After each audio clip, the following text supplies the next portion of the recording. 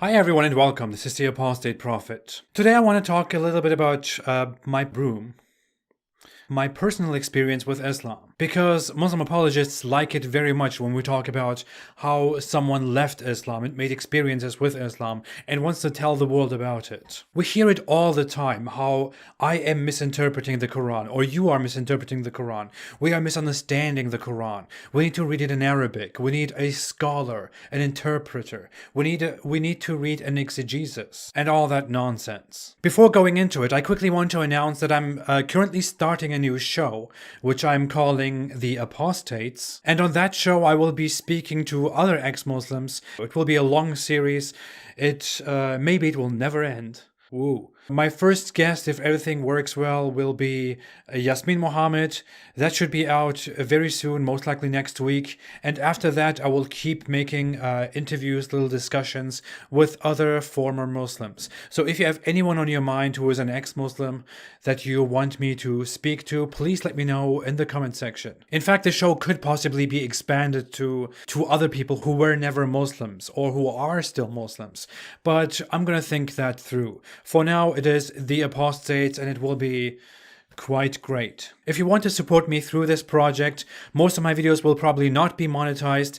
You can support me on Patreon. I appreciate your support of this mission very much. Anyways, back to topic. I remember a conversation that I had with my father the first time I decided to read the Quran through. I was quite religious and I wanted to thoroughly study my religion. Of course, I had to read the Quran through and really understand what it is about. So I decided to sit down every day and to read the Quran. It was a very tough read, and there were so many occasions where I just stumbled upon something that I couldn't properly process because I didn't really understand what the Quran was telling me. It was something that just sounded absurd, and I didn't want to admit that it was absurd. So I tried to understand it the best I could. Or it would sound very cruel and very inhuman, and that would make me think, but I would suppress my doubts and my thoughts. So long story short, it was a very painful read. Anyways, my father asked me to go somewhere with him, and I told him that there are some places in the Quran that I cannot fully understand, but that I'm trying to understand it. And what he told me was that it is hard to read the Quran on your own. That if you want to read the Quran and understand the Quran, you should refer to scholars. You should read interpretations by scholars in order to properly understand the Quran and not be confronted with a doubt. What I thought when he said that was that it doesn't make any sense. I just read in the Quran that this is a book that is easy to understand, and that this is a book for people who think, for people who use their minds. And I kept thinking about how Allah created my mind, and Allah gave me the ability to understand, and He gave me this book that I am supposed to understand. This book is for me, right? So how does it make sense that I should be afraid of reading this book by myself, that I should refer to scholars, that I should ask them?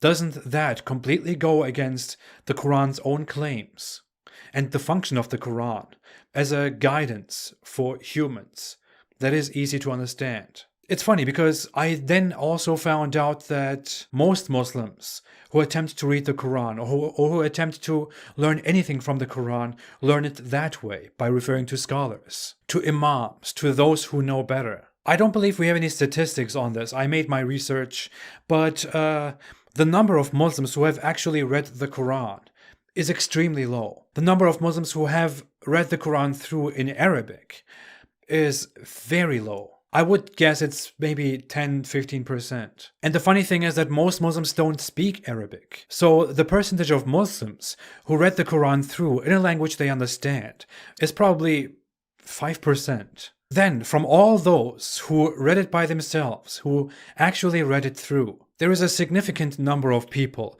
a significant percentage among that tiny population, that also thinks, I shouldn't think anything of this, of what I have just read. I should just refer to scholars and to interpretations. What we are dealing with here is 1.6 or 1.8 billion people, as they always like to say, who believe in Islam.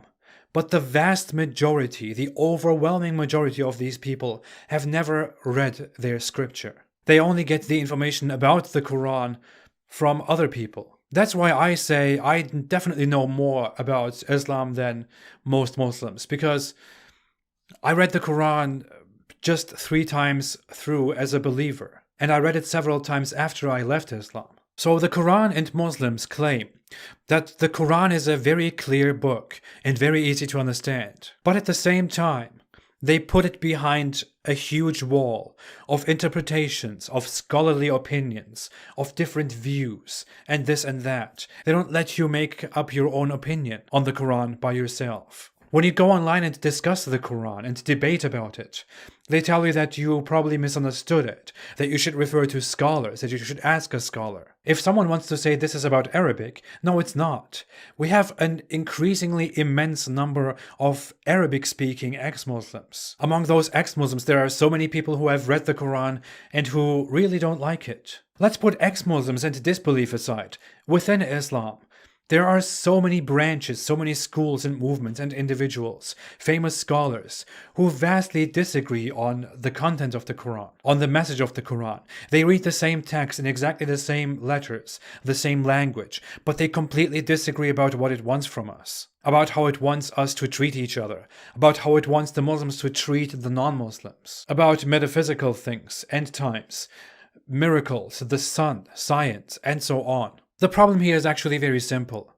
It is not that the Quran is not easy to understand and that you have to refer to scholars. These are just defense mechanisms of Islam, of the Muslim community, because reading the Quran by itself scares Muslims. I disregarded my father's advice of going to scholars and asking them and reading it with them and referring to people who know better than me. I thought I am a human just like all the others, and I spent my entire life thinking and reading and questioning. I should be able, by the logic of the Quran itself, to sit down and to read the Quran through and understand it.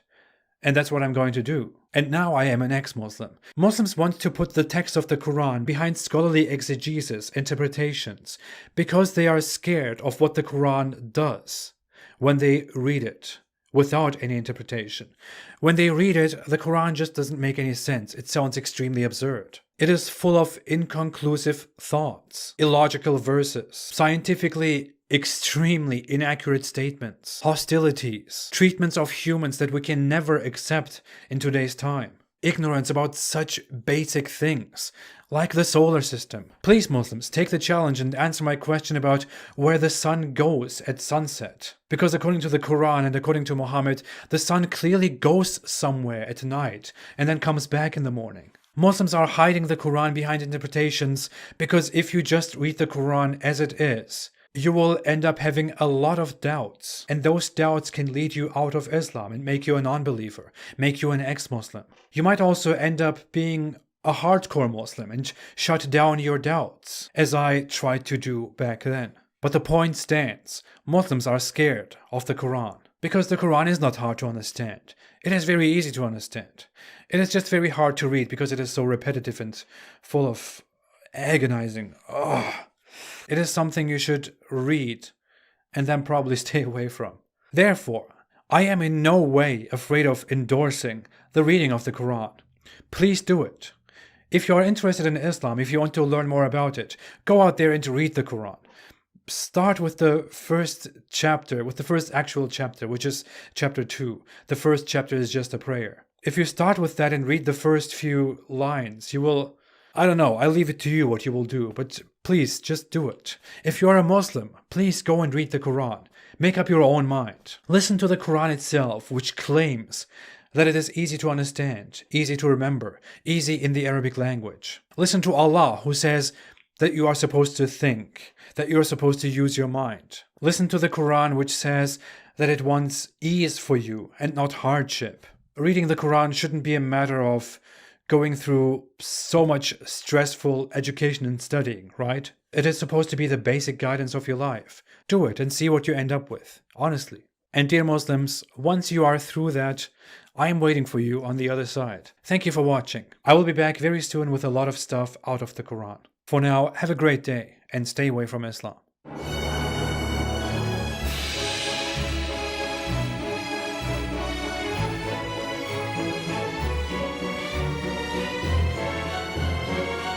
I hope you like my broom.